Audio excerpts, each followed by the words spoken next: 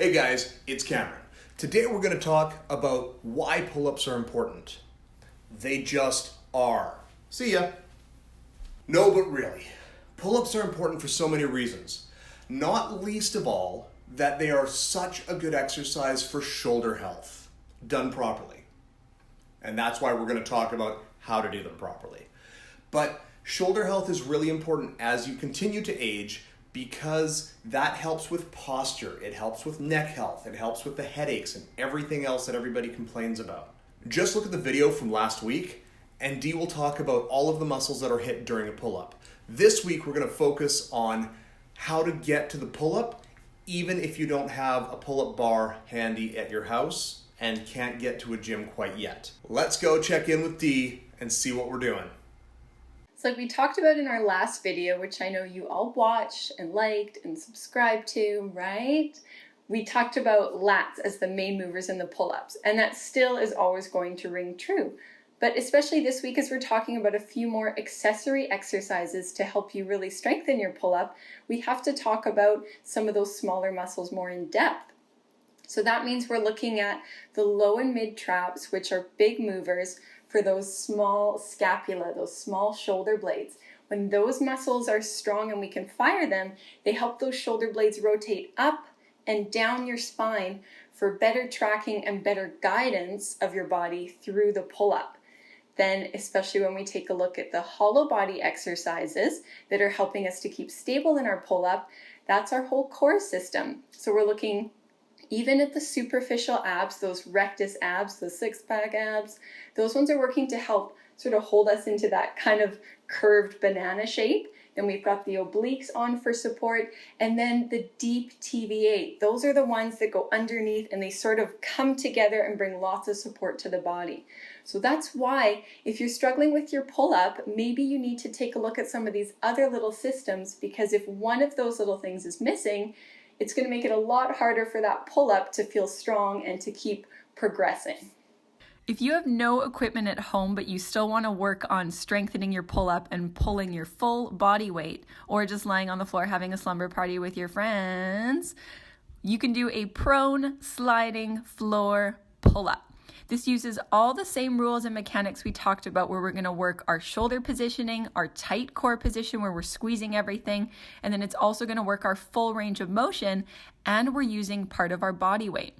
So you can see Jess is just sliding along the floor, but she's setting her shoulder blades, creating tension into the floor, gripping with her palms, and pulling her whole body weight across the floor. It's a great way to clean your floor, especially during quarantine, so you can get a great workout that way.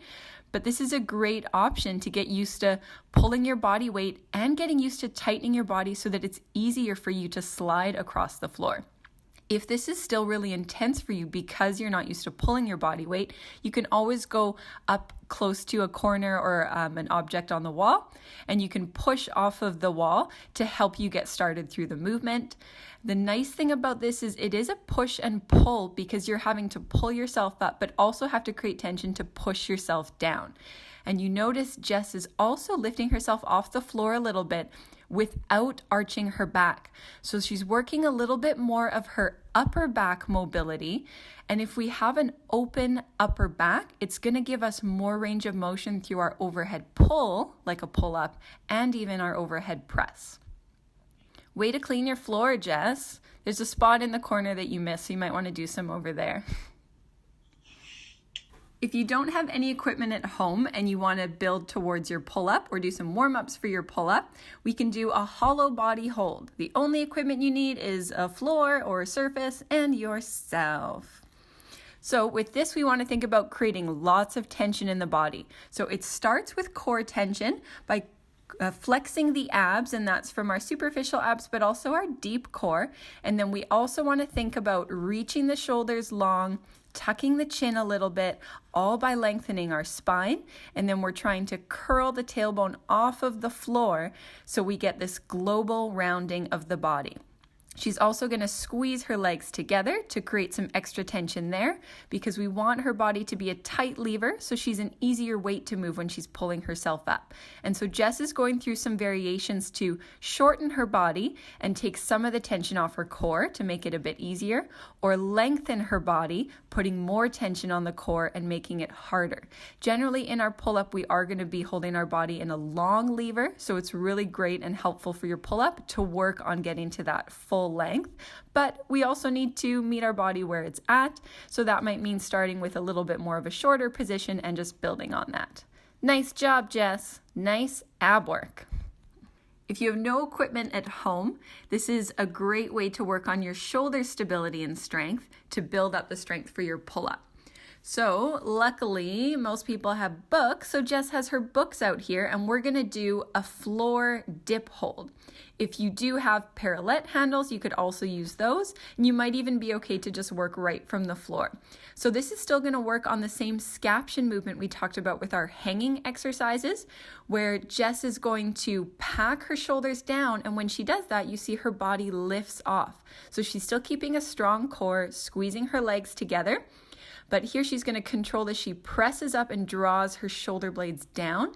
And then she's going to control as she lowers her body, allowing her shoulder blades to lift off a little bit. So it's all a controlled movement only through the shoulders. It's a very small movement. If this is really tough, you can always bend your knees to take some of the tension off the shoulders, and then it lets you use your lower body to help.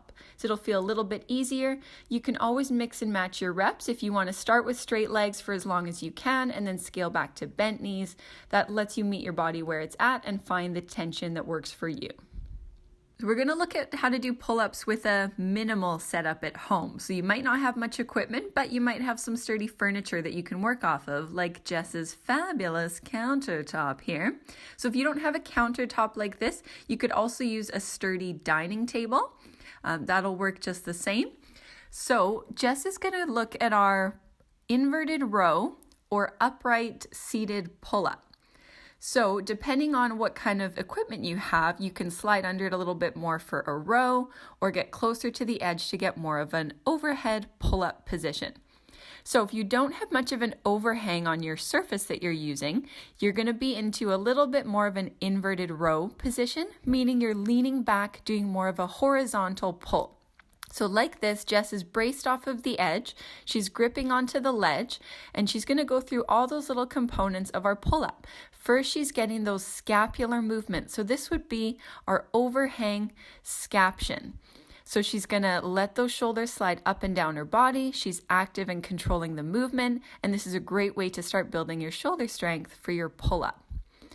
Then we can go right into our full pull-up here. So this would be going through all those same upper body movements where we set the shoulders, pull up, keep them packed at the top, and then control them down. But this lets us have a little bit of assistance from the floor. So you can push as much or as little with those legs as you need to.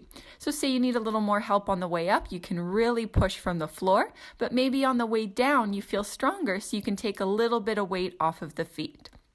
This is a good way to just adjust the intensity to meet your body where it's at.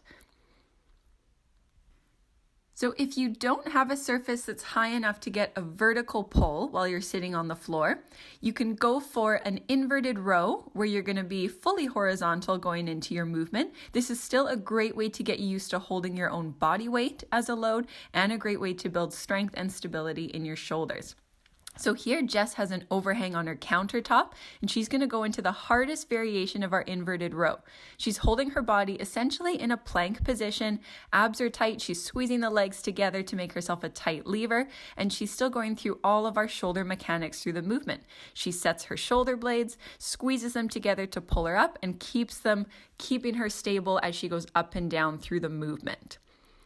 So if this is too intense, you can always bend the knees and push from the floor for a little bit more help. So if you're not able to get that full range of motion that we talked about, this is a great alternative. You can even split your set half and half. If you're doing a few more reps or doing a little bit more volume, you could start and do as many as you can with good form with straight legs, and then just adjust and bend the knees to finish off your set, or just get some extra tension out of those shoulders. Great job, Jess. Working it on the countertop. If you have minimal equipment at home and you want to strengthen your pull-up, here's a hollow body variation that's going to help work your lats and strengthen your shoulders a little bit more. So we're still going to use the principles of our hollow body where we're flexing our abs, squeezing the legs together, creating good tension, but then we're going to add the shoulder movement to it. So Jess has anchored a band behind her. You can anchor it to a doorknob, have a friend that lives with you hold it because they're really nice.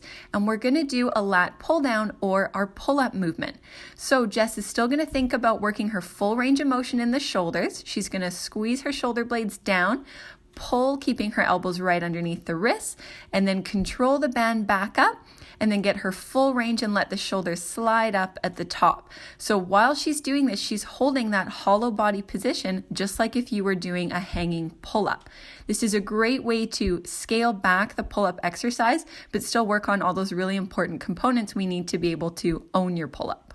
Hey guys, thanks for watching us. Please be sure to like, share, and subscribe. You can also press the bell icon if you want to get notifications from us. Also check us out on social media at 3wave_fitness. Finally, we want you to let us know what your biggest challenge is right now, whether that be with pull-ups or something else. Feel free to message us or comment on our video. Thank you so much for watching. Stay healthy, and we'll see you soon.